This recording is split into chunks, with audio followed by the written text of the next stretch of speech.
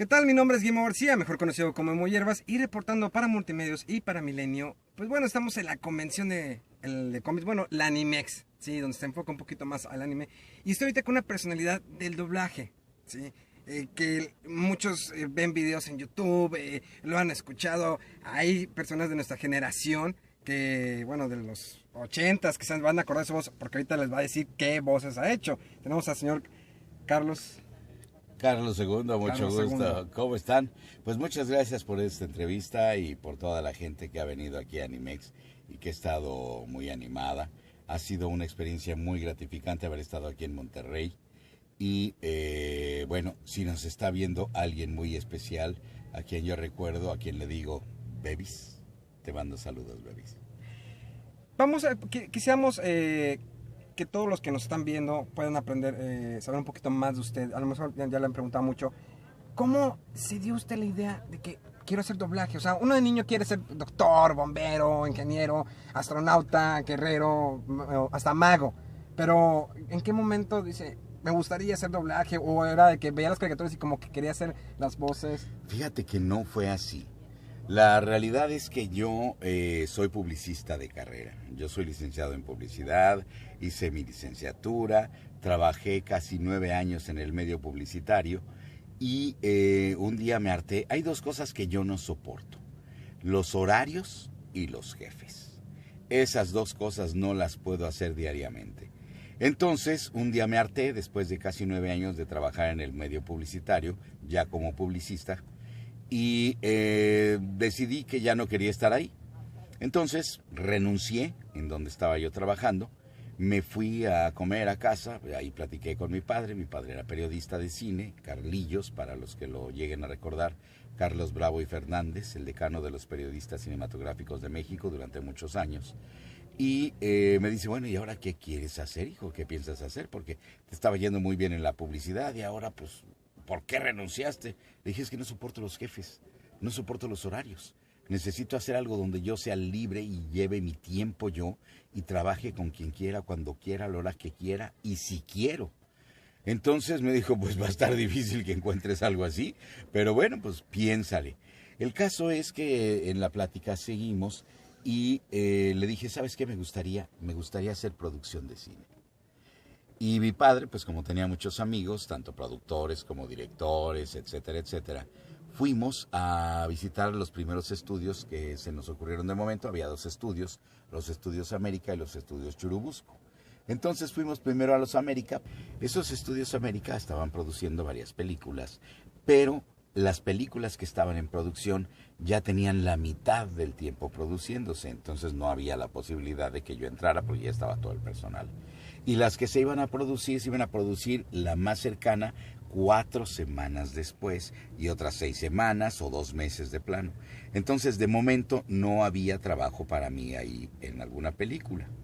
Y bueno, nos fuimos a comer al comedor de los estudios y ahí nos encontramos con un amigo de mi padre que era director artístico de un estudio de doblaje llamado Servicio Internacional de Sonido, o mejor conocido en el mundo del doblaje como Oruga, porque así se llamaba la calle donde estaba ubicado el estudio. Entonces nos sentamos ahí, nos pusimos a platicar y todo esto, y me oyó hablar. Esta es mi voz normal con la que yo he hablado toda mi vida. Entonces me oyó hablar y me dijo, oye, tienes buena voz, es una voz que puede pasar bonito en el micrófono. ¿No te gustaría trabajar en doblaje? Le digo yo, ¿y qué es doblaje? Me dijo, es la sustitución o la reposición de diálogos de una película ya hecha. Lo que ves en la televisión o lo que ves en el cine, que está doblado al español, que tiene voces en español, pero que son series extranjeras. Dije, pues no se oye mal eso. A ver, pues me gustaría conocer. Me dijo, claro que sí, vamos. Y entonces fuimos, ahí a la vuelta de los estudios América, estaban los estudios de doblaje, Servicio Internacional de Sonido. Entonces nos fuimos ahí a los estudios y entrando así luego a los estudios, lo primero que me topo es la voz de Calimán, el hombre increíble, y la voz de la pantera Bagheera del libro de la selva, Luis Manuel Pelayo. Luis Manuel, amigo de mi papá, y Carlillos, ¿cómo estás? Qué gusto verte, y no sé qué. Luis Manuelito, ¿cómo te va? Y grandes abrazos y todo esto. Y luego escucho la voz del señor Spock de Viaje a las Estrellas, la voz de la pantera, del tigre Shere Khan del Libro de la Selva, Carlos Petrel, también amigo de mi padre. Carlillos, ¿cómo estás? Y la vocesota aquella también, ¿no? Qué gusto, ¿cómo estás, tocayo? No sé qué, que se saludaron. Bueno, luego don Pancho Colmenero, que sale y es la voz de Disneylandia, el narrador de Disneylandia y todo esto. Yo de verdad me sentí en Disneylandia y dije, de aquí soy, quiero estar aquí.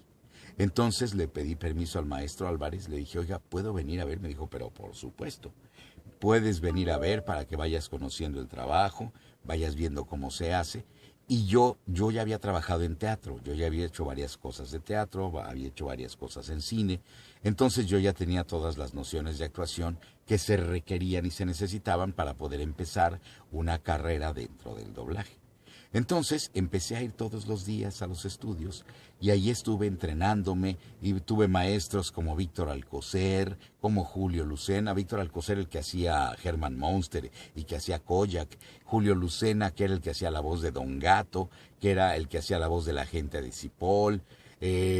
Jorge Arbizu, que bueno, es mejor conocido como el Tata y todo el sinfín de voces que ya saben que hace. Y bueno, infinidad de gente, Víctor Mares, que fue uno de mis grandes maestros, gran director, gran amigo, gran ser humano. Toda esa gente la empecé yo a conocer. Empecé a trabajar con ellos y ellos tuvieron a bien enseñarme cómo se hacía el doblaje. Y entonces poco a poco fui aprendiendo hasta que un día me dieron primero un papelito, luego otro papelito y así, hasta que empecé a tener ya papeles más importantes. ¿Cuál fue el primer papel? ¿Qué fue ¿se acuerda todavía de la primera frase que dijo? Sí, la primera frase que yo dije en doblaje fue, aquí está el bisturí, doctor. Fue todo. Ese fue mi estelar. Aquí está el bisturí, doctor. ¿Fue para una serie, para una película? Fue para una serie de médicos. Fue para una serie de médicos que se hacía precisamente ahí en Aruga. Y fue lo único que dije. Así empecé yo mi carrera. Y luego, ¿cuál fue el primer El primer personaje importante que me llegó fue a ser a Nabor el mayordomo. El que hablaba, Amito Ricky, muchas gracias. Pero dicen sus padres que no debe estar aquí. Sí, ese fue el primer papel, el mayordomo de Ricky Ricón. Y luego hacía también las reacciones del perro dólar, el que decía, ya me cayó mal. Qué feo. Cosas así, ¿no? Y no hablaba realmente el perro dólar, pero yo lo hice hablar en estos capítulos donde yo ya empecé a hacer al perro dólar. Luego llegaron otras cosas, otras series, hice Robin Hood, después de Robin Hood también hice la patrulla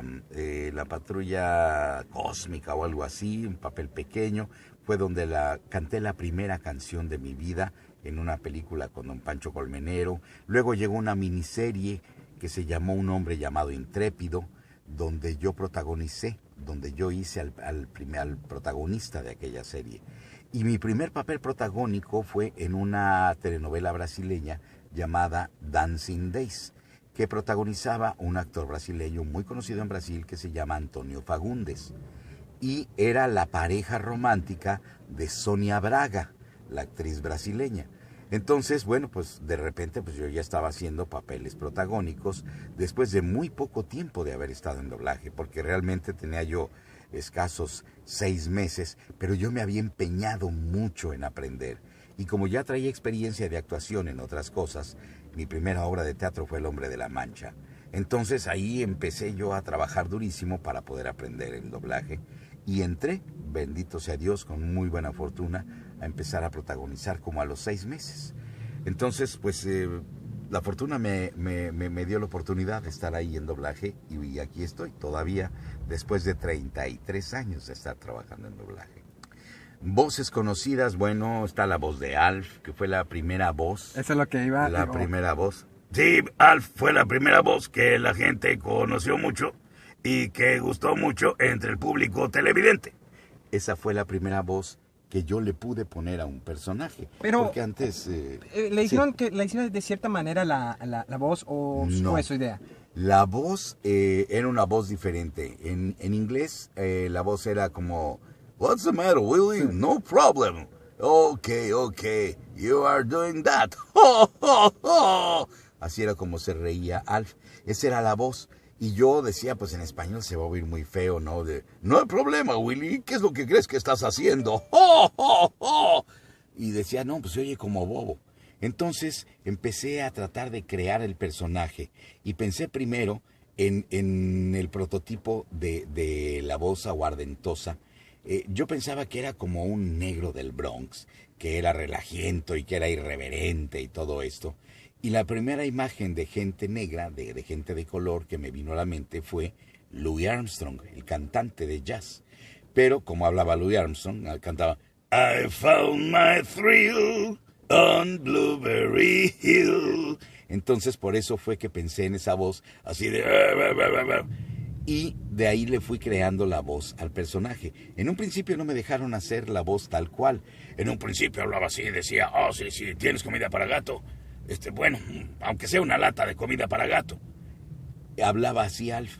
Pero ya para el tercer o cuarto capítulo, ya estaba hablando así, como era, como yo quería. Cortaba las frases y decía las cosas. Willy, no hay problema. Yujú, soy Raquel. Yujú, dile que no estamos. Adiós, Alf. Déjala entrar. Fingiré que soy una lámpara peluda. Puedes fingir eso en la cocina. Perfecto. ¿Dónde está la cocina? ¡No hay problema, Willy! Sí, es una forma especial que tenía el muñeco de hablar. Entonces fue como se fue creando Alf. Qué es emocionante escuchar esa voz, porque yo crecí con Alf. O sea, lo veía en un canal, del otro canal, y era el Alf, o sea, el muñeco, la voz, y todo el mundo, no hay problema. Pues, sí, no hay problema.